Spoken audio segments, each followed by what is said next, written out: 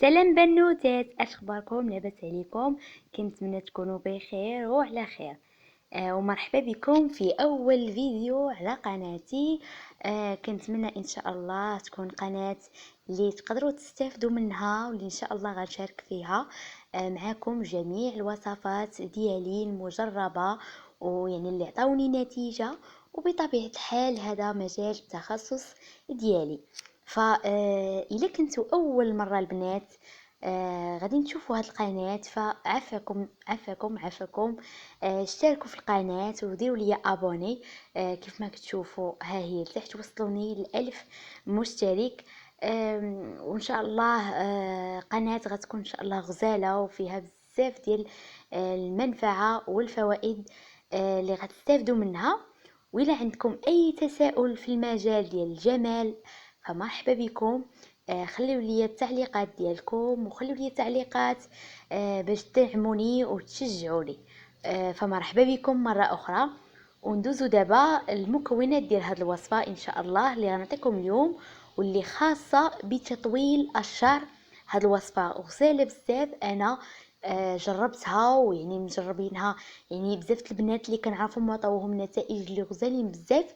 وهاد الوصفه يعني كانت كدار من زمان هادي، وكتعرفوا ان الوصفات ديال جداواتنا وديال الناس زمان كلهم عندهم واحد الفوائد، واحد المنافع، وعندهم واحد النتائج اللي كتكون رائعه. فندوزو المكونات هاد الوصفه. اللي المكون الاساسي ديالها هو الحرمل. كيف ما كتشوفوا انا حاولت انني نقربه لكم باش تعرفوه كيف داير. هو غالبا كيستخدموه الناس في البخور، يعني ديال الوليدات الصغار كيكون مع الشبه. ولكن حنا اليوم غنستخدموه للشعر، لانه البنات الصراحه الله انه يعني كيطول الشعر بواحد الطريقه اللي سريعه بزاف. بالاضافه انه كينقي لنا الشعر من القشره، يعني من البكتيريا. الشعر اللي فيه مثلا البنيات اللي كيكون فيهم القمول، اي حاجه، يعني هو مطهر للشعر والجلده ديال الشعر ديالنا. وخصوصا البنات اللي كتكون فيهم الحكه في الشعر وكيولي عندهم يعني هذيك القشره بيضاء في الشعر ديالهم. فهاد الوصفه زوينه بزاف، يكفي انكم تبعوني حتى الاخير. ويعني ديروها جربوها، راه زوينه بزاف، وتبقاو ديروها مره للشعر ديالكم. هانتوما البنات، هنا عندي هذاك الحرمل طحنته. سخنت الفران حتى سخن وطفيته، دخلت هذاك الحرمل غير يسخن وطحنته حتى حصلت على هاد الدقيق ديال الحرمل. عندنا هنا البنات كأس ديال زيت الزيتون مع 3 المعالق كبار ديال مسحوق الحرمل. يعني كناخدو هذاك الزيت كنسخنوه واحد شويه حتى هو، عاد كنديروه مع هاد 3 المعالق ديال الحرمل.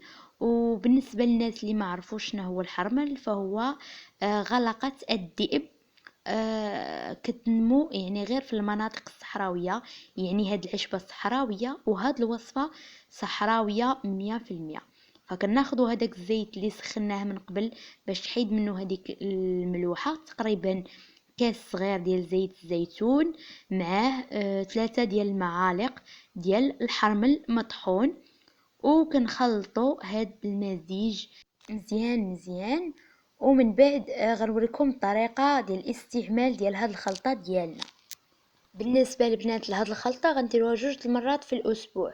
الطريقه الاولى غادي ناخذوا هاد الخليط كما هو، يعني بهذاك الحرم المطحون اللي فيه، وغادي ندهنوا به الشعر ديالنا. والاهم هي الجلده ديال الشعر ديالنا اولا فروه الراس مزيان. وحنا كنديروا ماساج باش ندخلوا ليه هذاك الزيت وهذوك المكونات، وندهنوا حتى الاطراف والشعر ديالنا.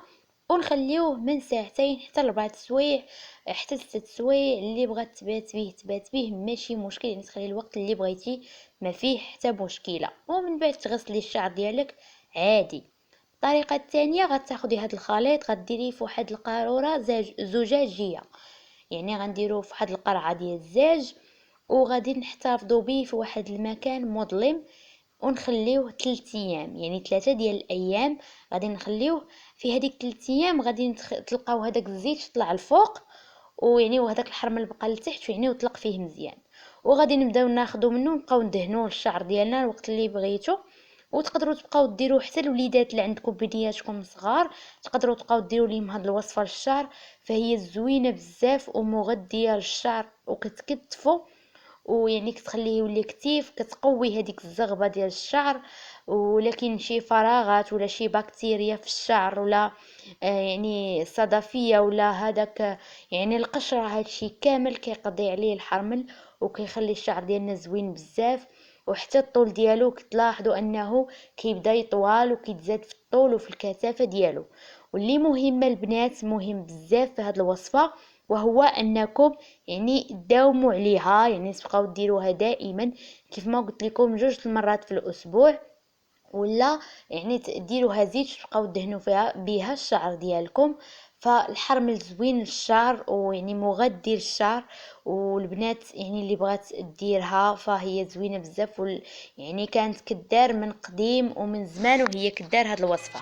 وطبعا البنات فانا اي وصفه غنحطها لكم في القناه الا وغنكون جربتها وعرفت باللي راه عندها فوائد ومنافع كبيره بزاف وكنت متاكد منها، عاد كنت شاركها معكم.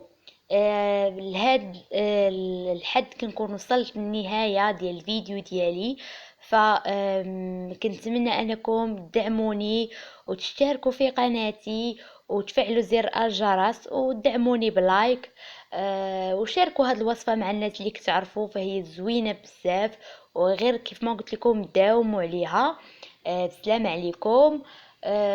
الى الفيديو الجاي ان شاء الله.